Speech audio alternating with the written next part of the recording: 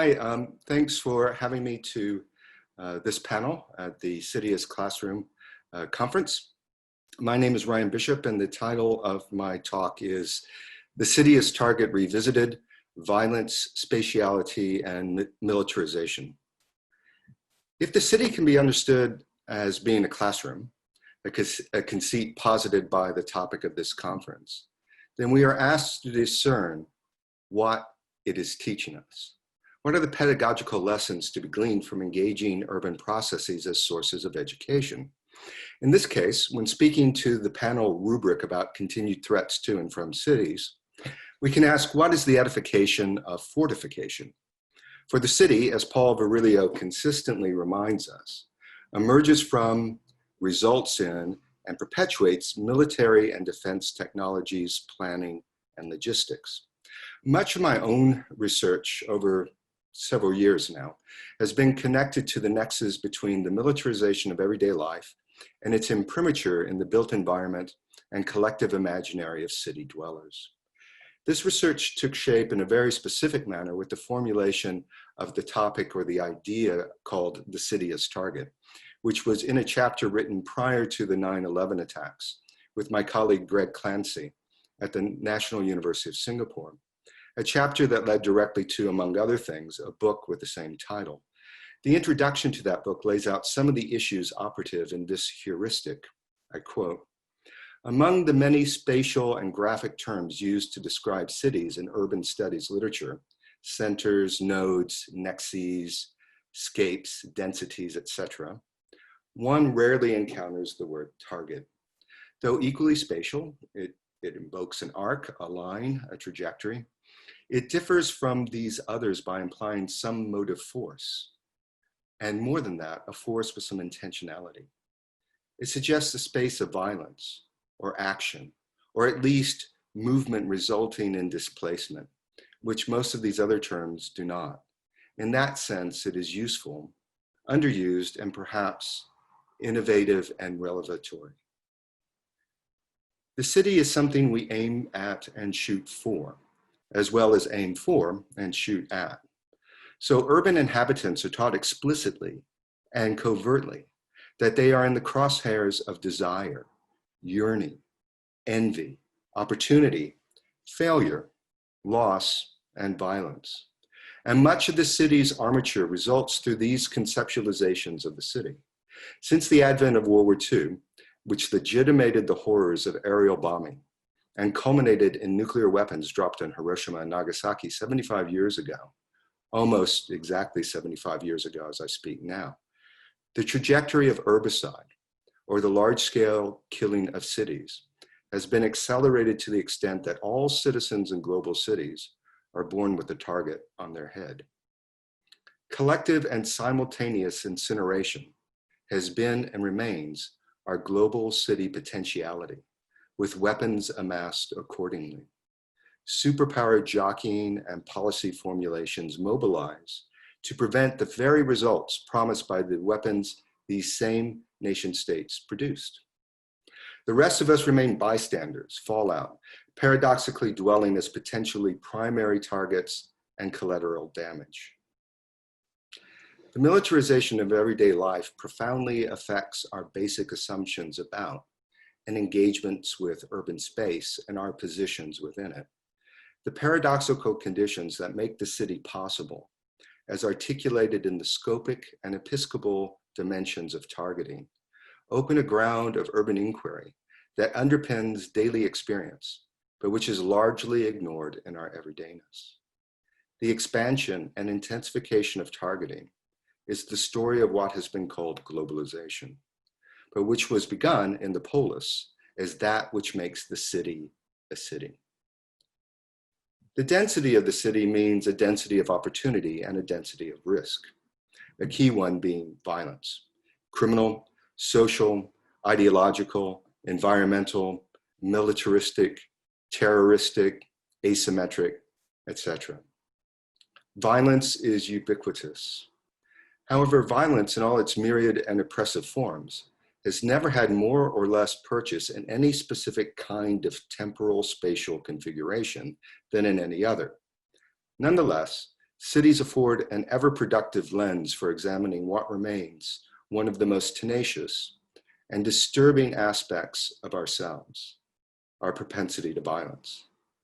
The systematic and routinized violence, operative at all levels of a culture or society, the sudden mass flare-ups, the mobilization of sectarian hatred, the manipulation of economic disparity and the fear it generates, state-sponsored attacks on foreign civilians, long-standing disputes of territory or resources, high-tech targeting from within a city or from the other side of the globe. All of these and many more are forms of violence, often operating side by side or in a complementary fashion in current urban formations.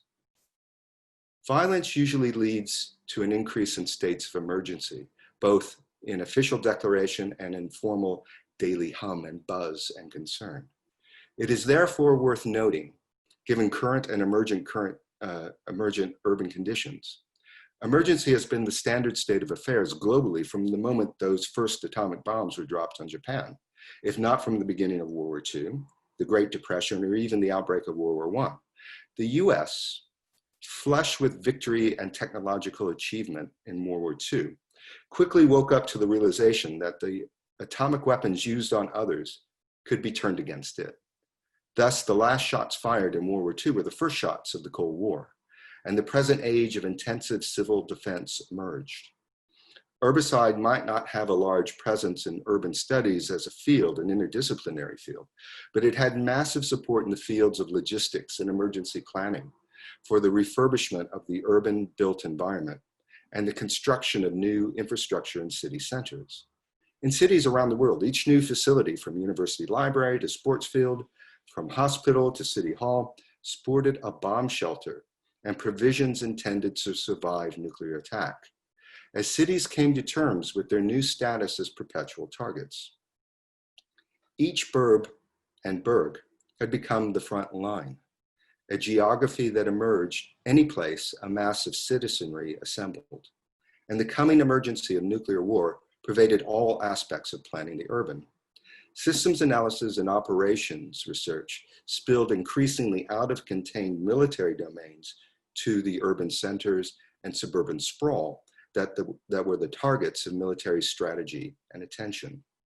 The concentration of materiel, personnel, and planning on the urban in relation to the Cold War all resulted from the status of each site as target, while simultaneously and ironically, but perhaps inevitably, reinforcing its targeted nature. The network of surveillance by real-time observation of all parts of the world demanded by Cold War defense and geopolitical strategy enmeshed global cities in a techno-scientific embrace of targeting by ICBMs.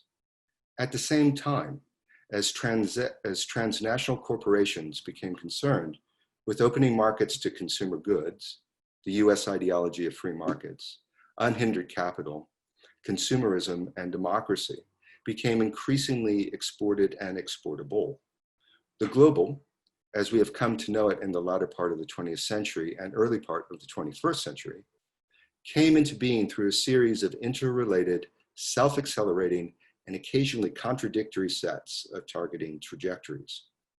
Forecasting and simulation took priority in the planning and realization of geopolitical maneuvers, business investment, market expansion, and of course, military considerations. The IT systems used for real-time surveillance of the globe resulted in the increased deterritorialization and circulation of information, as well as capital, circulating through the same IT systems, conflating civic and military spheres. All of these shaped not only the global and specific and profound ways, but resulted in a kind of leveling of the urban. Cities retained their locality and hierarchies, yet all urban sites were arranged into a new global grid by virtue of being targeted by a host of forces, material and immaterial. Managing cities contains a combination of regimes of watching and overseeing, of surveillance and control, that play in different vertical and horizontal orders generated through technologies, bureaucracy, and power relations. These inevitably result in and result from the intensification of the militarization of everyday existence, especially everyday urban existence. Although not inherently militaristic, verticality is so closely connected to the ancient military strategy dictum about claiming the higher ground that it is easily open to military appropriation and deployment. As Virilio has argued at length, the entire range of teleoptics, from photography to cinema to satellites, has been developed alongside of and in cooperation with military institutions and researchers. So separating out that history of seeing at a distance from the potential uses to which these apparatuses may be put to use is willfully myopic.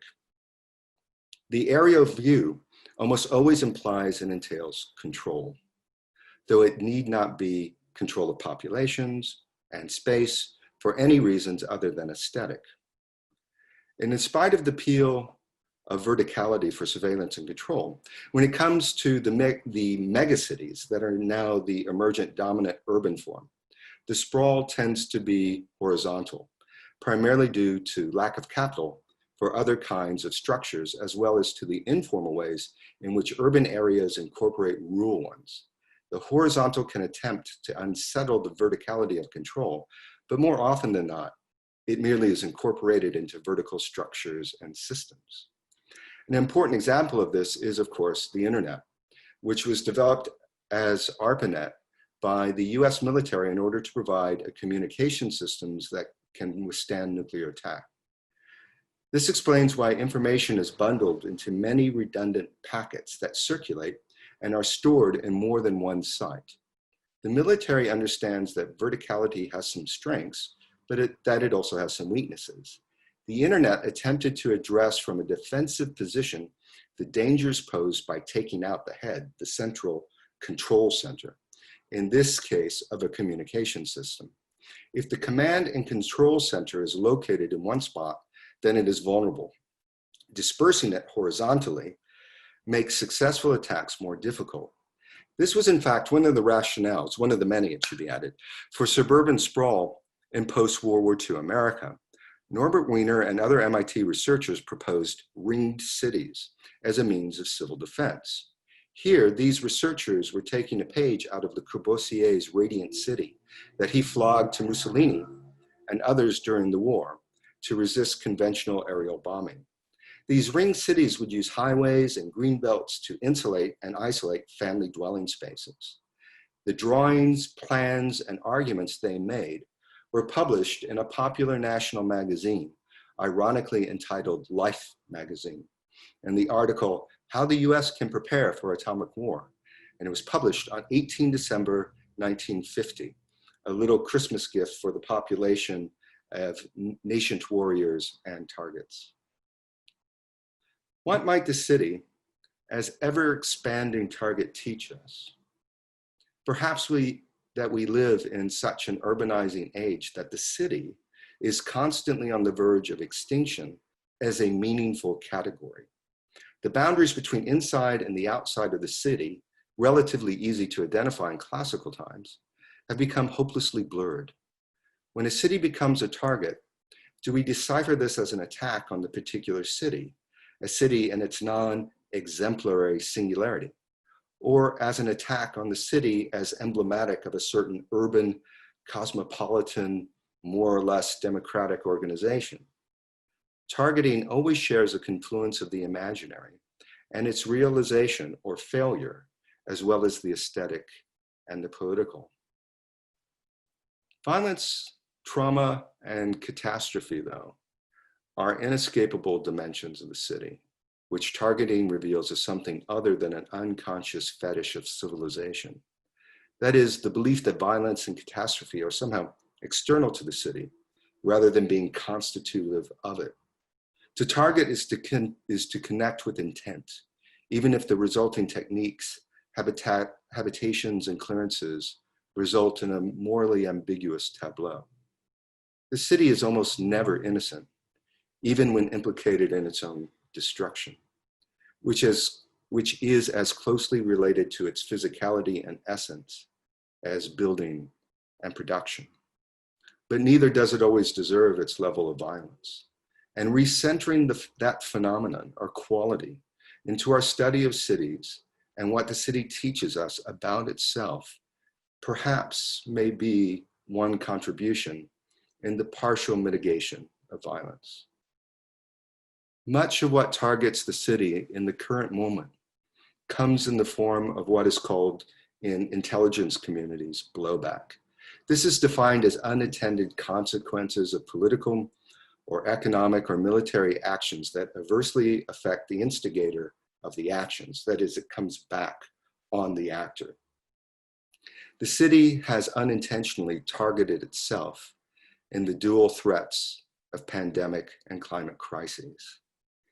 Each of these results from unshakable beliefs in agency and control, essential to urban surveillance and oversight. Current conditions and crises reveal that humility and openness to alterity and diversity is required because we do not even control what we control. Thank you very much.